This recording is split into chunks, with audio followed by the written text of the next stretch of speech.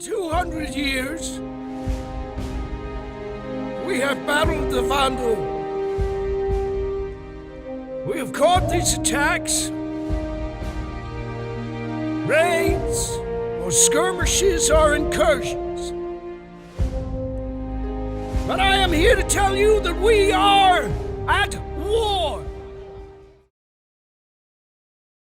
Let's be honest. The way for Squadron 42 has transitioned from excitement to a deep, weary cynicism, with many inside and out of the Star Citizen community, which is a hard pill to swallow in 2026 with an impending release. You're not wrong to feel frustrated with the broken promises, delays, shifting timelines, but there is a specific and ambitious reason why this engineering monstrosity of a slog is still happening. Today, I'm going to ease your tensions and unravel your concerns, ensuring you that the end is finally in sight, while also connecting some dots and uncovering why I believe we could see a Squadron 42 release much earlier than you think. The problem started a while back. The community gasped at the trailer announcing the release in 2016. It asked us to answer the call, and we were ready. Then nothing. Updates to the PU had all but halted, and information on Squadron vanished right before our eyes, and to many this was the end. Failure to meet that date shook the community, burning bridges that to this day wait in disrepair, leaving a bitter taste of cynicism and a distrust in our mouth. This has taken years for the community to move past, but some never will. Outwardly, this fueled the fires of the scam citizen community, adding more ammunition to the front lines against the game's development, which continues to baffle me to this day. This failed launch was only the start. Shortly after, as CIG struggled to get the core tech into playable conditions and in our hands, the game's persistent universe fell into a dour, silent state, with little to keep all but the hardened veterans or those with a more game dev knowledge around, or while the outside world mocked. 2024, some 8 years down the road, which is a momentous time later, at CitizenCon, the annual celebration of all things Star Citizen, came a moment we'd held out for. In the keynote statements by Chris Roberts, it was announced that Squadron 42 was indeed feature complete and would be moving into polish. Now, as someone who's been around the traps a few times, and was at one point paid to test games in the 90s and early 2000s, this pivot means a 1 to 2 year window to launch. This was all but confirmed by gameplay reveal, ending in Squadron 42 logo flipping over, showing 2026 at the later 25 CitizenCon. Now I'm going to try something a little new and ask you to leverage the power of the pause button for a second and drop down into the comments with any predictions you might have as far as the release dates for the game. Are we going to see information at DefenseCon, with Fleet Week now canonically in the Sol system this year and Drake stepping up to the mantle? Or are we going to see it in 2050? Are we never going to see it? Or on your birthday? Just shout it out and let us know. Anyway, back to the story. Let's break down what feature complete actually means in industry terms versus community perception.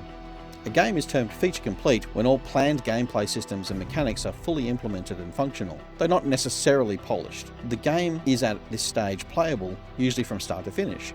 This allows quality assurance to begin testing all features, but it often still lacks final art, assets, and requires a significant amount of bug fixing. And we know this firsthand, with many completed features now slowly rolling out to the PU environment as well. What happens after the QA are done? It's playable but still not ready for the limelight. There's still a final phase, often called polish. What is that exactly? It's exactly that. It's time taken at the end of a game or film's development where everything is brought to shine. This includes final bug smashing, graphical adjustments, any last-minute implementations or UI changes. It can include spinning up game servers and ensuring netcode is solid, or basically anything needed for the game to be ready to go gold. Now, for anyone unfamiliar with the term, going gold in development terms is not a sales number, it's a point in development where the game is ready to be finalised, sent to distribution, or physical box manufacturing. Essentially, it means it's done. While 2026 is stacked in terms of big game releases, there is a breathing zone stretching from the end of July to October. With the scale of Squadron 42 and the overhyped pressure and the impending GTA shadow rapidly creeping over the industry, CIG would want a window to give time to shine and player complete rates, with as little interruption as possible, while also bringing these completion dates close enough to CitizenCon in October, allowing the excitement to spill over to the persistent universe about the same time as we get our next big announcements and plans for 2027 and beyond for Star Citizen proper. This window of opportunity fits a fast marketing approach to hype building and sales opportunities, as evidenced by CIG's return to cons and external events for the first time in a long while. And after recent events and interviews in Australia, Chris and CIG are heading to level up as guests of AMD starting today and until the 26th. If marketing is starting a push that needs time, roughly based on other products and games, which is 2 to 3 months, where does that leave Squadron's release? That would mean a late summer to early fall in the US, or for those like me living outside of Freedom Nation, that's August to September. Targeting this gap provides the necessary padding, giving time to market, finalise and drop the title with enough left in the tank to get it into players' hands and across that line we all held, all in time for CitizenCon, all before the current expected release date of GTA 6, and in a window populated by smaller or lesser known games as a general rule. On top of that, if they're internally targeting an early summer release, pushing to fall gives them the absolute confidence to deliver without another PR disaster like in 2016. So with Squadron's pending release, where does that leave Star Citizen itself? With the shift towards the launch of Squadron 42, we can continue to expect focus to shift to the PU once again, allowing for the completion of server-side systems such as subsumption and full server meshing, giving the room at the technical level for the expansion to larger player caps, better NPC behaviours, dynamic missions along with Castra, Terra, 1.0, after which CIG will likely spin back on their heels and return to Squadron for Part 2.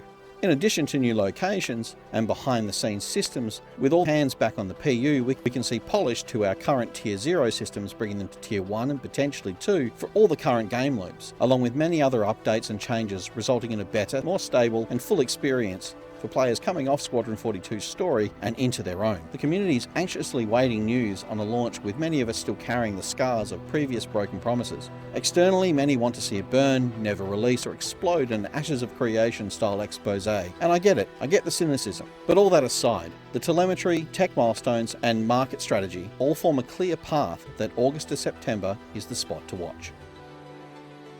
If this release date is fully locked in, what's one of the features or missions or general stuff you want to see or finally play in Squadron?